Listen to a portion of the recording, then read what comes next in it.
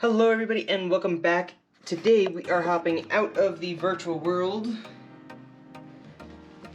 and back into the real one. So as you guys can see, or kind of see, the computer has made it into the new room with, well, that's going to become my makerspace.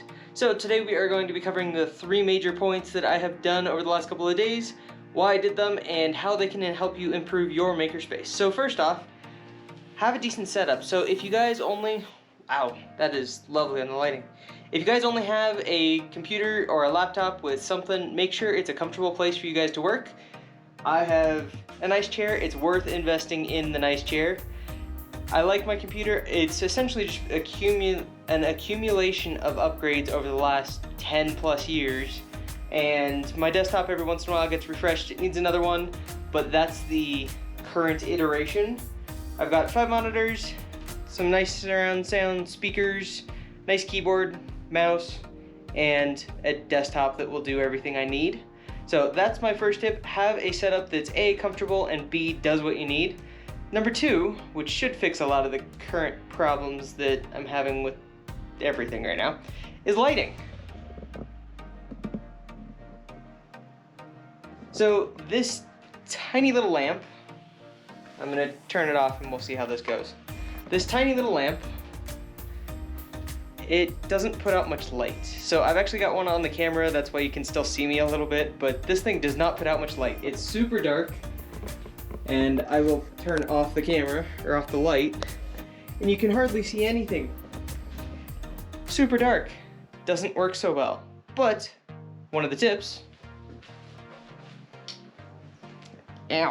is have some decent lighting. So I put up these 5 LED lights. They're each 5,000 lumens, and the place just lights up. I haven't turned on the camera or the light that I've got mounted on the camera, and you can see everything inside the closets. You can see in all of my organization bins. You can see everything everywhere, and shadows are very minimal, so it's very easy to work on stuff. So that is number 2, have a good set of lighting, because when you work on something, it's nice to be able to read pairs of calipers and other such tools. So number 3 is going to be organization.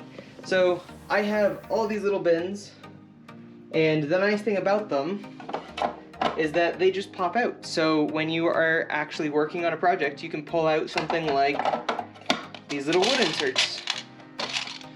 The loudest example I could have grabbed. But you can pull out these wood inserts and just work on these when you're working on them. Put them back. Flail slightly, and now they're back organized. And things like resistors, you can organize in 1 bin, in 30 bins. You can put tape in them, you can hang them out and have long stuff in them. You can put switches, you can label them. Highly recommended. Definitely want to label your switches. But you can label them, you can move them around, since all of these are interchangeable. These are actually Harbor Freight specials. You can buy them on Amazon, but they're twice the price. So Harbor Freight's definitely the good place to buy these guys. And they all pretty much come out of the same Chinese factory. I haven't found anybody else that makes them. So, good organization.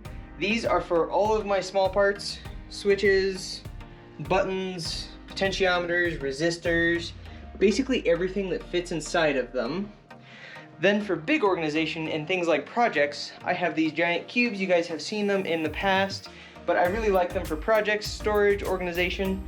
And I've got these little bins, and essentially you can put projects in them.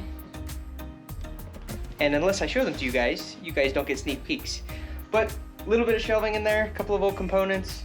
This goes all the way across. I currently just kind of have some storage stuff in there because it hasn't been set up in this room yet.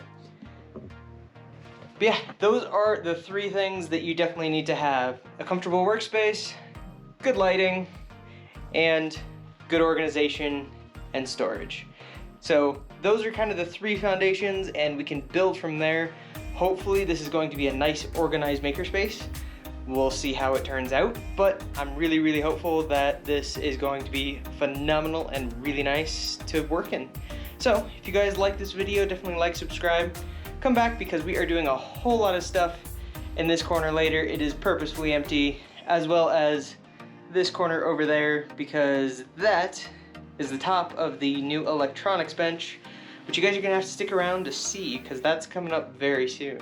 So, thank you guys for watching. Hopefully you enjoyed it, hopefully you learned something, and hopefully you can improve. If I've forgotten any tips or tricks that you guys don't think I'm going to cover in the future, definitely let me know in the comments below. But thanks for sticking around, and we'll see you guys in the next episode.